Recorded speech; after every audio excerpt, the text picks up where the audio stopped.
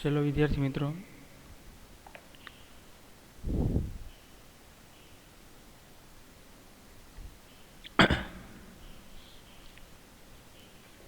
Last time આપણે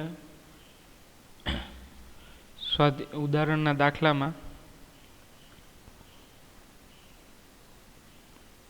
જોયા હતા બધા એ જે છે કાર્યવાળા કાર્યને અનુરૂપ જુદા જુદા કન્સેપ્ટવાળા. હવે જે છે એ અમુક જે છે એ સ્પ્રિંગના રિલેટેડ છે, એમાંનું એક આ ઉદાહરણ છે. તો જોઈએ હવે.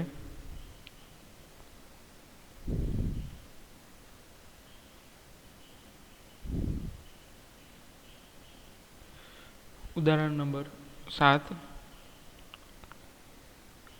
જો શું કે છે રકમ એવું કહે છે કે સમતલ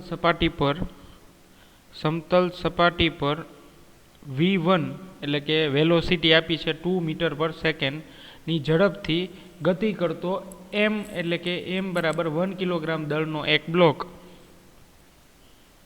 ખડબચડા પટ્ટામાં પ્રવેશે છે જે x બરાબર 0.10 મીટરથી x બરાબર 2.01 મીટર સુધીનો છે. x બરાબર 0.10 મીટરથી x બરાબર 2.01 મીટરનો છે. આ પટ્ટાની મર્યાદામાં બ્લોક પર લાગતું અવરોધક બળ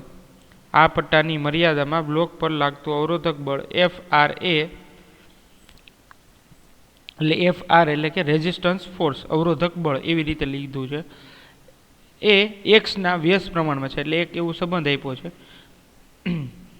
કે F of R equal to minus K by X. આ રીતે. બાકી જનરલી સૂત્ર શું છે? F બરાબર માઇનસ KX, પણ અવરોધક બળ જે છે એના કારણે જે છે F equal to minus K by X એ રીતે આપ્યું છે. અને તમને લિમિટ પણ આપી દીધી છે વિદ્યાર્થી મિત્રો. અને K બરાબર આપ્યું છે 0.5 જૂલ. K બરાબર આપી દીધું છે 0.5 જૂલ. તો આ પટ્ટાને પસાર કર્યા પછી બ્લોકની અંતિમ ગતિ ઉર્જા અને ઝડપ Vf કેટલા હશે, એટલે કે ફાઇનલ વેલોસિટી જે છે એ કેટલી હશે એ ફાઇન્ડ કરવાની છે આપણે વિદ્યાર્થી મિત્રો.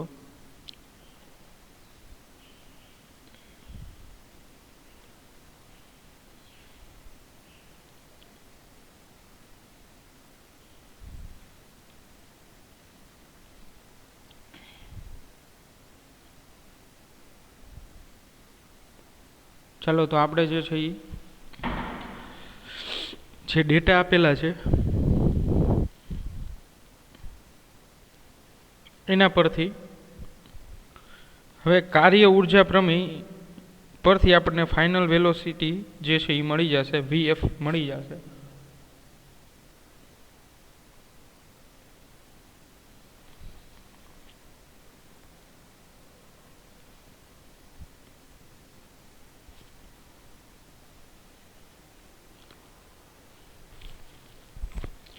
ચાલો, કાર્ય ઉર્જા પ્રમેય.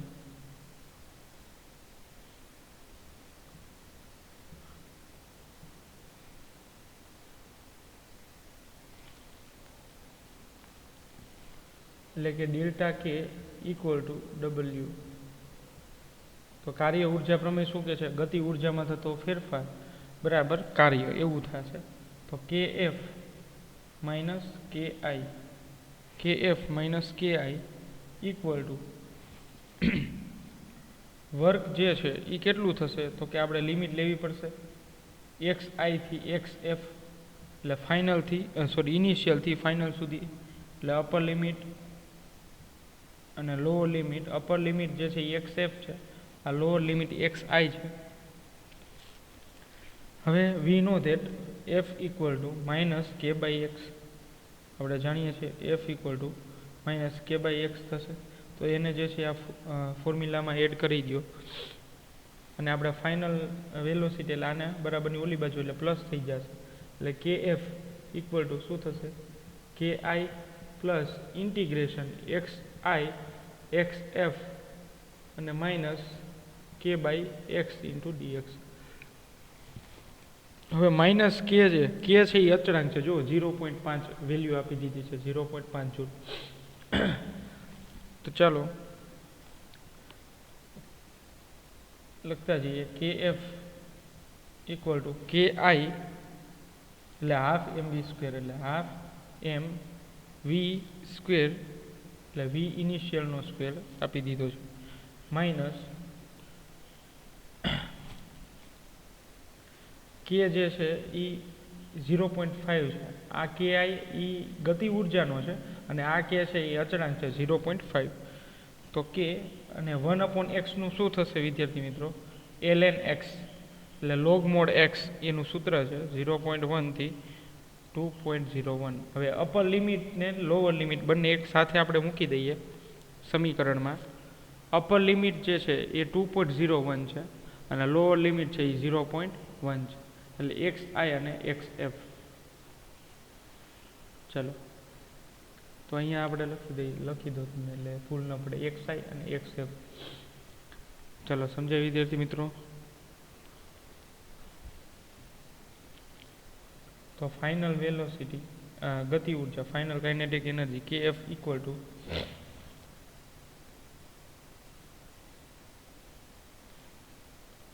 Half m v square minus k એટલે કે 0.5 અને આનું સાદુરૂપ જે છે એ થશે ln અપર લિમિટ એટલે 2.01 માઇનસ ln 0.1. હવે તમે જાણો છો વિદ્યાર્થી મિત્રો કે જ્યારે લોગની બાદબાકી હોય તો લોગને ભાગાકારના સ્વરૂપમાં લખી શકાય. લોગની બાદબાકી હોય ત્યારે ભાગાકારના સ્વરૂપમાં લખી શકાય. અને અહીંયા દળ બરાબર જુઓ 1 કિલોગ્રામ આપેલું છે અને ફાઇનલ વેલોસિટી જે છે, ઇનિશિયલ વેલોસિટી છે શરૂઆતની, એટલે એ 2 મીટર પર સેકન્ડ આપેલી છે. એટલે ડાયરેક્ટ આપણે જે છે એવું લખી શકાય 1/2 ઇન્ટુ 1 અને ઇનિશિયલ જે છે એ 2 છે, એટલે 2 નો સ્ક્વેર કરો તો એ સ્ક્વેર કેન્સલ થઈ જાય, એટલે 4ની જગ્યાએ ખાલી 2 જ વધશે. ચલો આ રીતે પણ સાદુરૂપ આપી શકાય.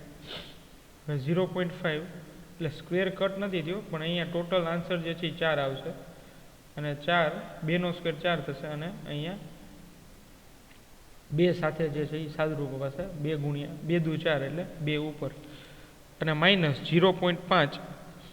હવે ln જે છે એ લોગની બાદબાકી હોય તો એનો ભાગાકાર સ્વરૂપમાં લખી શકાય, એટલે ln 2.01 ડિવાઇડ 0.1. ચલો આમાં આવશે. તો હવે ફાઇનલ વેલોસિટી એટલે kf ઇક્વલ ટુ શું થશે? અહીંયા વચ્ચા 2 માઇનસ 0.5 પછી ln ની કિંમત છે વિદ્યાર્થી મિત્રો, ln ની કિંમત છે, ln દૂર કરો તો 2.303 ln ની કિંમત છે અને આની લોગની વેલ્યુ થશે log 10 બેઝ 20.1 20.1 આવી રીતે થશે. ચલો આ ઇરેઝ કરી દો એટલે તમને આપણે સાદુરૂપ આપીને થોડુંક જે બાકી છે એ કમ્પ્લીટ થઈ જાય.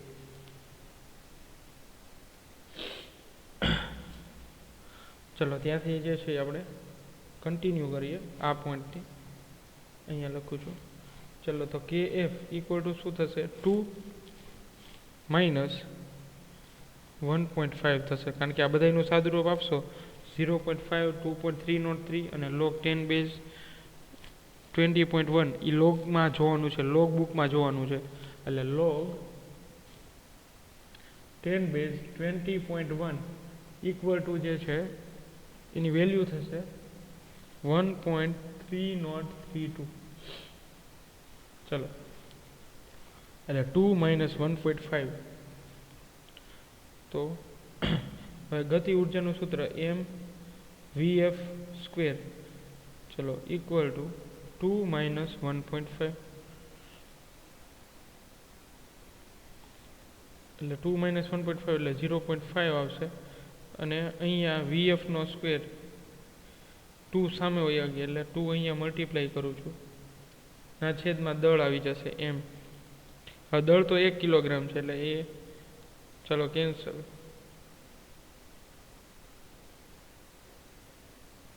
અને 0.5 multiply 1 into 0.5 multiply 2 equal to 1. તો હવે આ અંડર રૂટ 1 આવશે, અંડર રૂટ 1/1 ચલો તો VF સ્ક્વેર, તો VF ઇક્વલ ટુ શું આવશે? 1. VF ઇક્વલ ટુ 1 મીટર પર સેકન્ડ. ચલો છેલ્લો વેગ જે છે, અંતિમ વેગ કેટલો આવશે? 1 મીટર પર સેકન્ડ.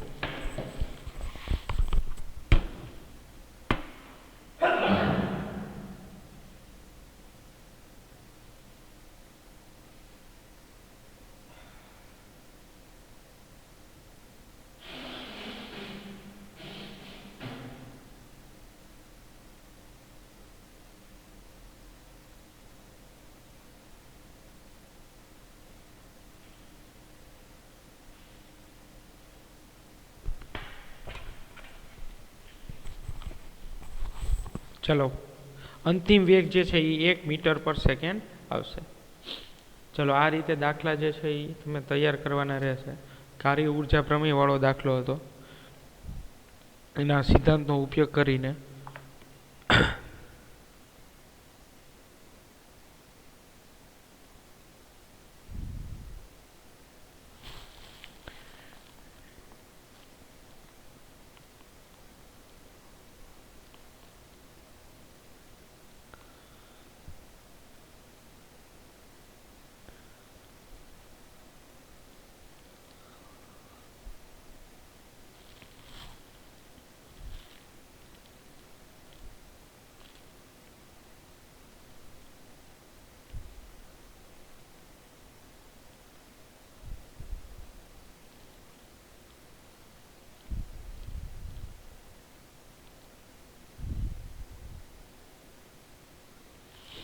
ચલો વિદ્યાર્થી મિત્રો, ત્યારબાદ આગળ જે છે એ જોતા જઈએ દાખલા.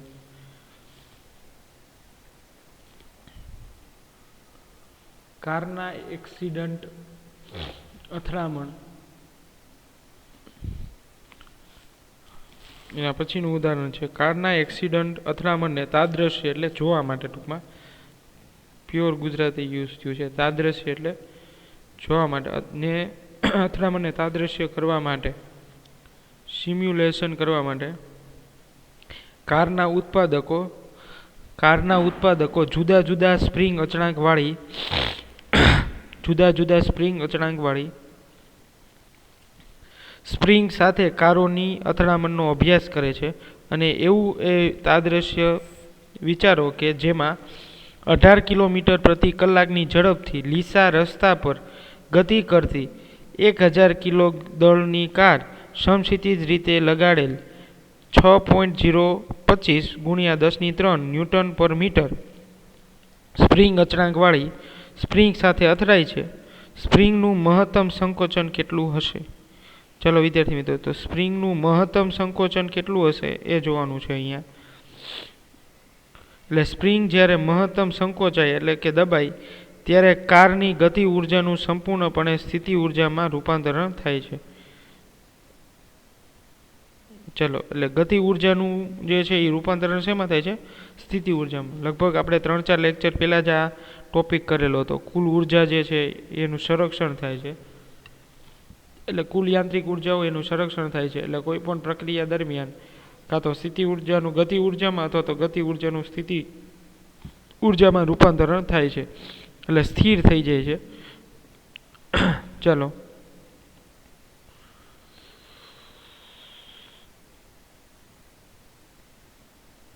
અને આપણે જે છે એ સ્પ્રિંગનું મહત્તમ સંકોચન જે છે એ મેળવવાનું છે. ચલો તો પાછું રિપીટ કરું છું કે કોઈ એક કાર બનાવતી કંપની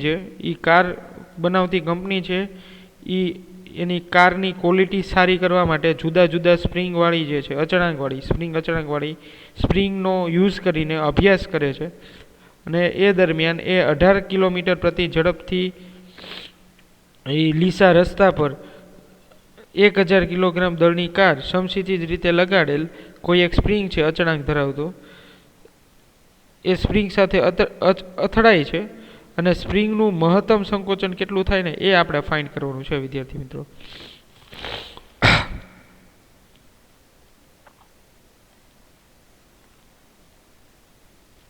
એટલે સ્પ્રિંગ જ્યારે મહત્તમ સંકોચાય અથવા તો દબાણમાં આવે ત્યારે કારની ગતિ ઉર્જાનું સંપૂર્ણપણે સ્થિતિ ઉર્જામાં રૂપાંતરણ થાય છે.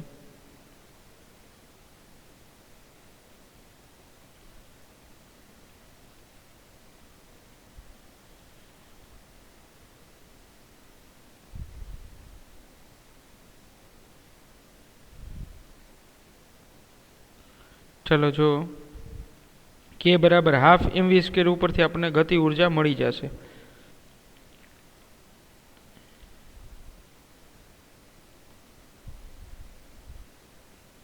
એટલે ગતિ ઉર્જાનું સ્થિતિ ઉર્જા આપણે ન મેળવીએ તો ચાલે વિદ્યાર્થી મિત્રો. આપણે સ્થિતિ ઉર્જા જે છે એ જ ગતિ ઉર્જા જેટલી થઈ જશે. એટલે આપણે ગતિ ઉર્જા મેળવી લઈએ એ જ સ્થિતિ ઉર્જા થશે. ચલો જોઈએ હવે.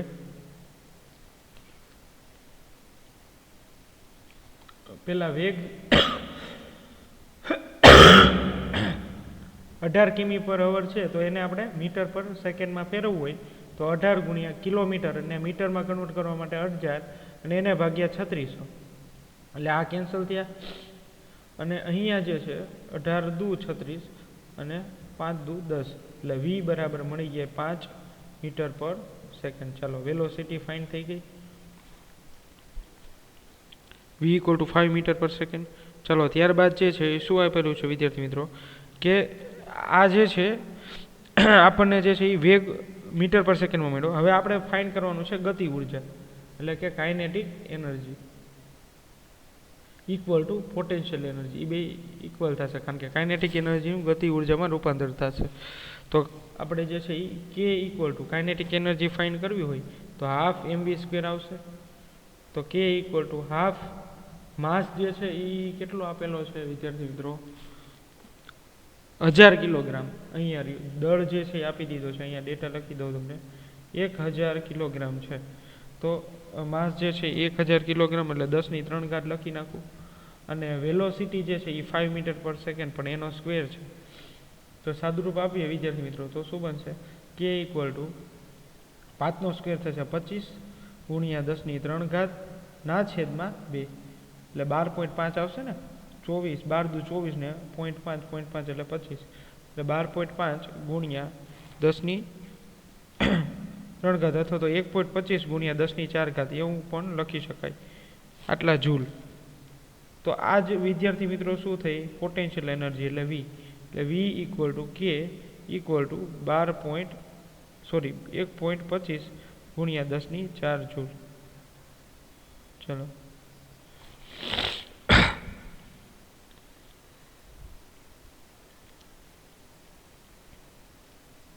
હવે આપણે જે છે એ મહત્તમ સંકોચન કેટલું થશે અથડામણ દરમિયાન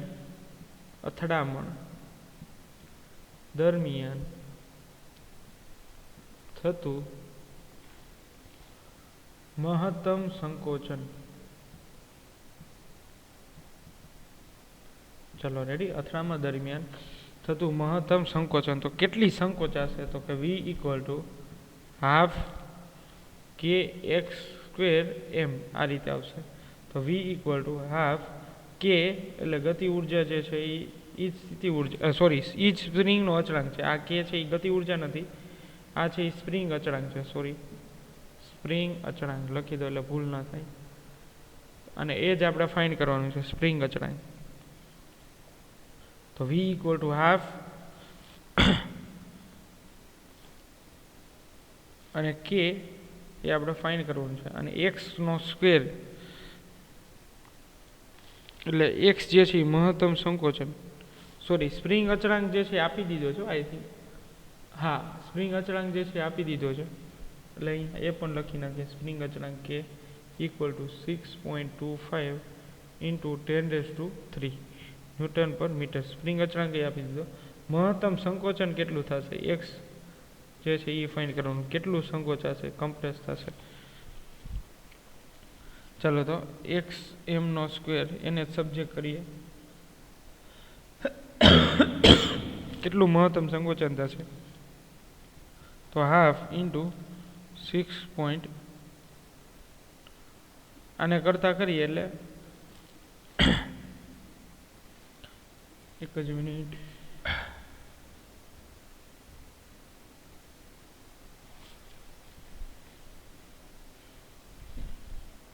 પહેલાં સમીકરણ બનાવી નાખીએ પછી લખીએ.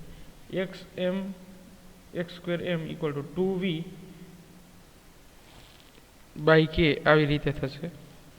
2v બાય કે એટલે 2 જે છે એને મલ્ટીપ્લાય 6.25 ઇન્ટુ 10⁻³ આ રીતે આવશે વિદ્યાર્થી મિત્રો.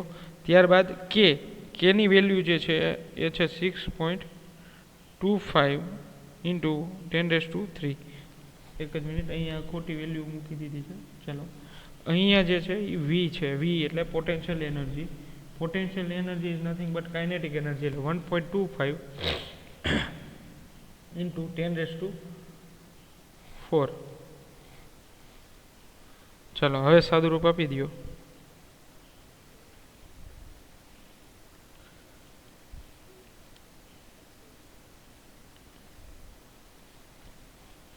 તો x m square equal to અહીંયા થશે 1.25 ઇન્ટુ 2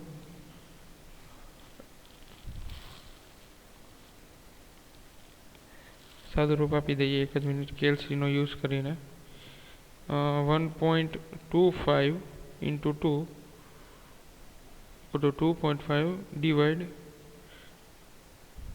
6.25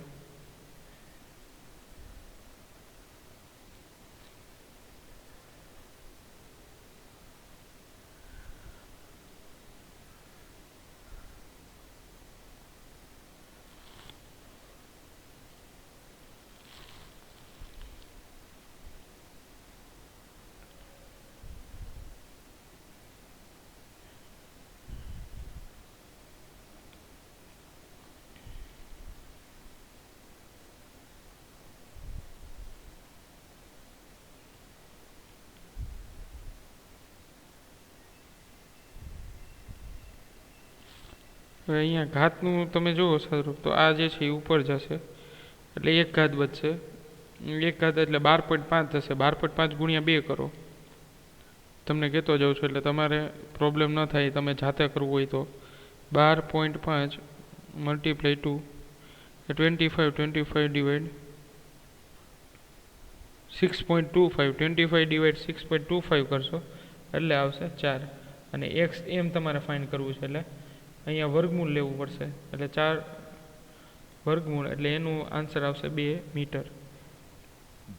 ચલો 2 મીટર જેટલું જે છે એ સંકોચન થશે. એટલી સ્પ્રિંગ છે એ દબાશે, 2 મીટર જેટલી સ્પ્રિંગ દબાશે. ચલો સમજાય વિદ્યાર્થી મિત્રો?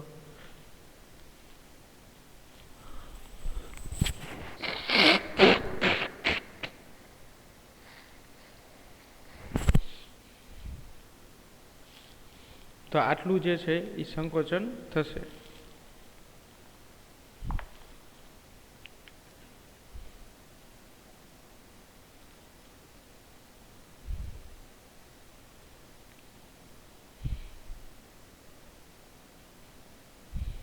ચલો વિદ્યાર્થી મિત્રો, ત્યારબાદ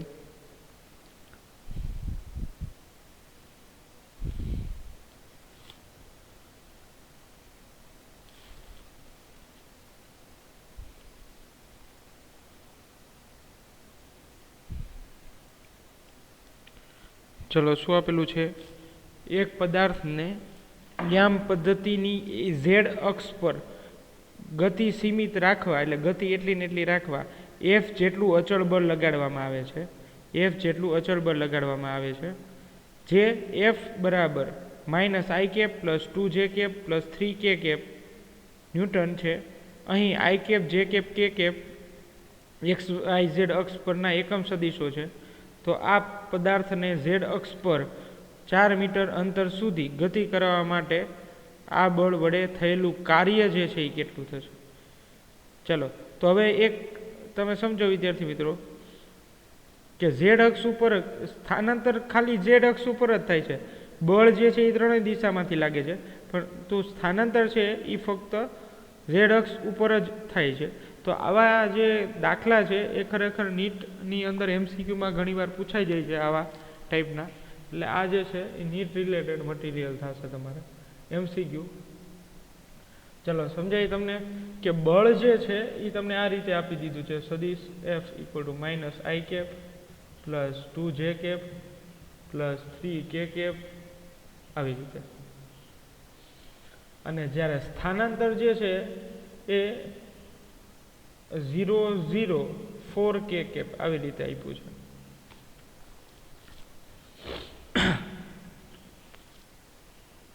એટલે બળ બધી દિશામાં લાગે છે, જ્યારે સ્થાનાંતર ફક્ત એક જ દિશામાં લાગે છે ઝેડ અક્ષમાં.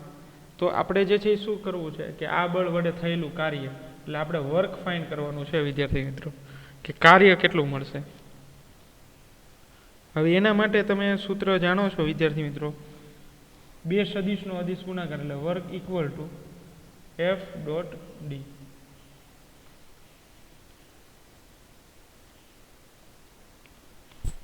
ચલો તો W equal to minus I cap plus 2j cap plus 3k cap into displacement એ કેટલું આપ્યું છે 0 0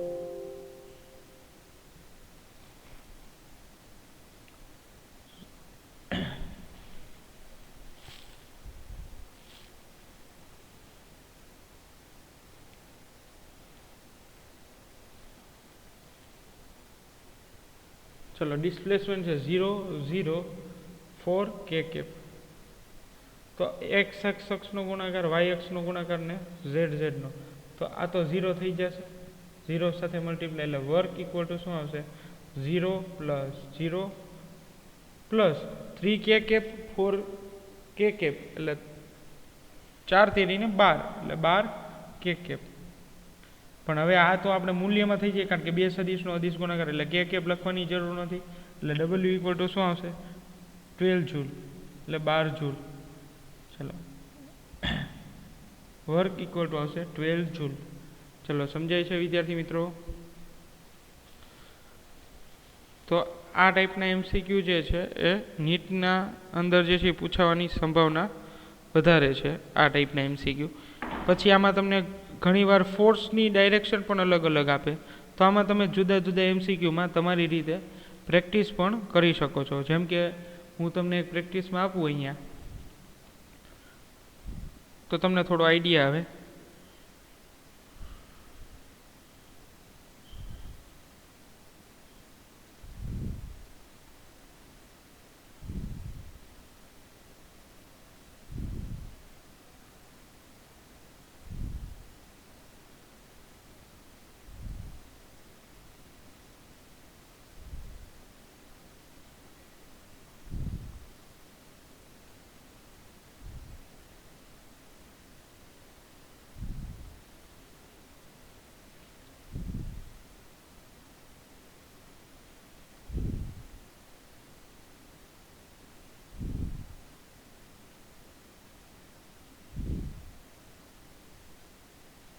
ચલો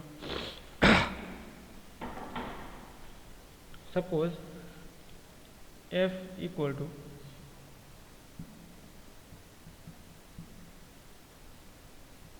આવી રીતે પ્રેક્ટિસમાં તમને આપું છું.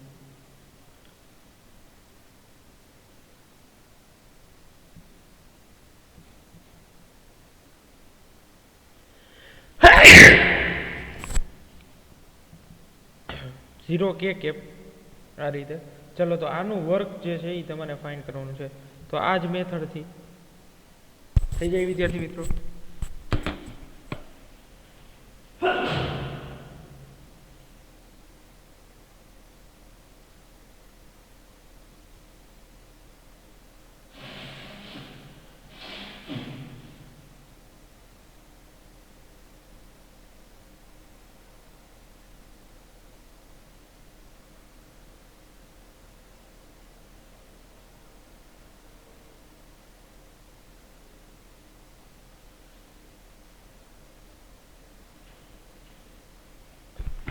ચલો વિદ્યાર્થી મિત્રો, તો આ પ્રેક્ટિસમાં થઈ જાય તમારે.